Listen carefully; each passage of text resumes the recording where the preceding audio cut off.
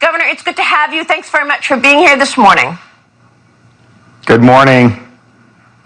Tell me first about the log jams that we're seeing in California. We've got about 160 ships sitting there idle, unable to drop off products. That's why we've got empty shelves across the country. What can you do in Florida?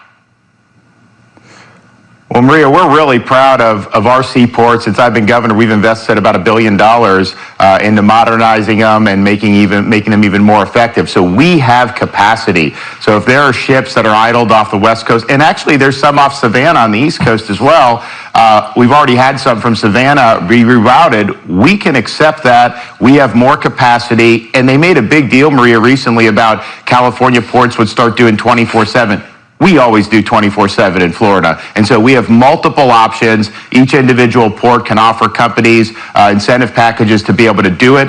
Obviously, that's a good thing for Florida because we're driving more economic activity in our state and we've been doing very well. But it's also good for the country to be able to alleviate these log jams because to have shortages continue to pile up. And especially as we get into the Christmas season, this drive inflation even higher. I mean, it's a huge problem. And so Florida can step up and help be a partial solution to this really national crisis. We want to do it.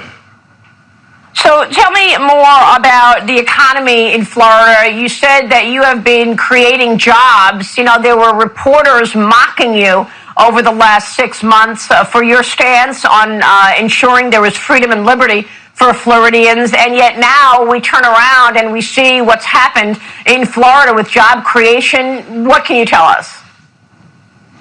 So September, the nation as a whole reported 195,000 new jobs.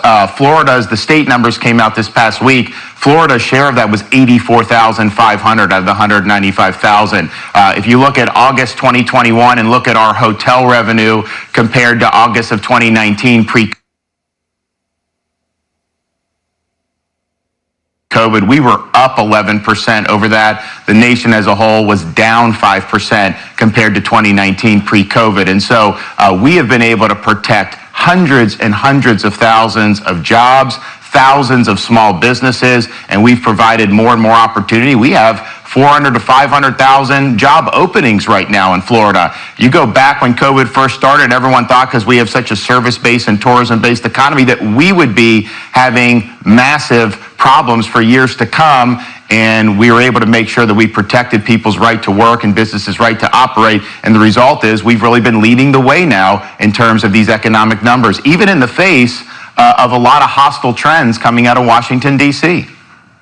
Yeah, and we haven't seen any of those hostile reporters report on any of the facts in Florida that you're talking about. Look, the president is still trying to, cut down the power of governors. Last week, he said that he would send the National Guard in there to help with the supply logjam, and then the White House had to walk it back. So I ask you, because the National Guard is the purview of governors, the White House is saying requesting the use of the National Guard at the state level is under the purview of governors, and we are not actively pursuing the use of the National Guard on a federal level after he said he would. Would you, Governor Desantis, consider the National Guard? Well, we have the logistical know-how and capacity with our ports. So if the supply chain, you can bring it, we'll handle it. There will be no need to do that in Florida because we're modernized, we're ready to go.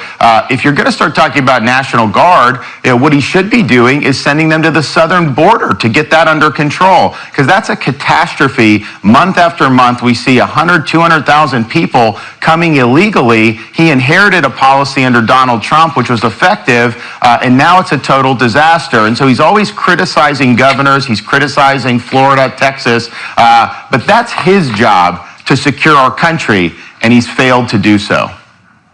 Meanwhile, these vaccine mandates are clearly unconstitutional, and now you've got first responders quitting in droves. We're going to speak with one of them who just lost his benefits later on in the program, a firefighter from Seattle.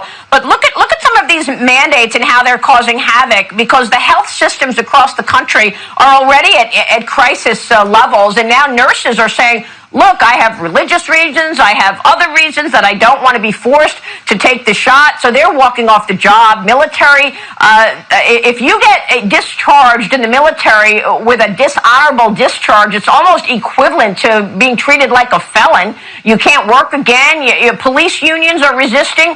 In Chicago, there will be fewer police on the streets already, a situation that has crime surging. What are you doing with regard to these vaccine mandates in Florida, Governor?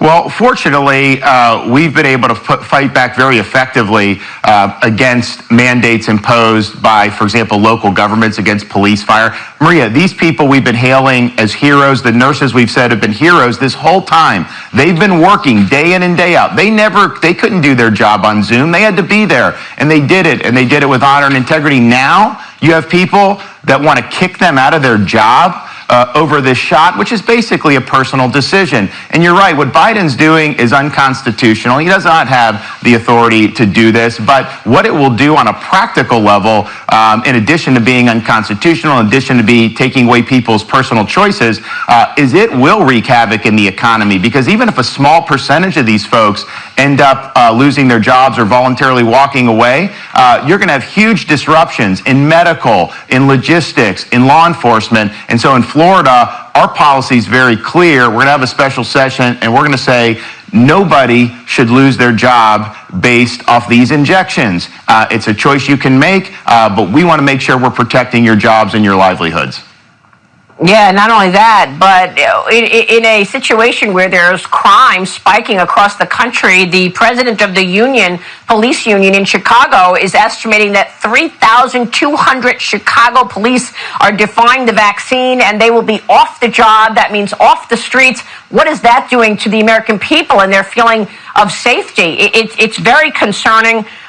Your thoughts on where this is going? I mean, is he just trying to insist that this is a law so that companies follow before it could actually be, abdicated and confirmed to be unconstitutional?